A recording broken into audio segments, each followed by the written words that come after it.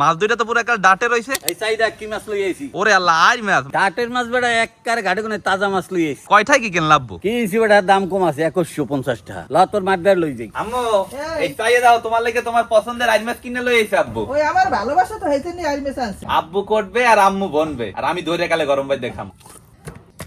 এই ধরো মাছ কোড়া হই গেছে।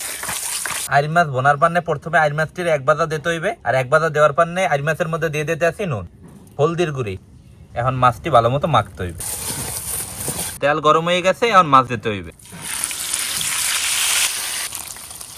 এখন বোনার পান্নে এক করের মধ্যে দিতে আসি সয়াবিন তেল, কাঁচামরিচ, পেঁয়াজ বাটা, রসুন বাটা, আদা বাটা, জিরা বাটা, ধনিয়ার গুঁড়ি, হলদির গুঁড়ি, মরিচের গুঁড়ি, নুন। মশলা কষানো হয়ে গেছে, এখন মৌ দিয়ে দিতে হইবে।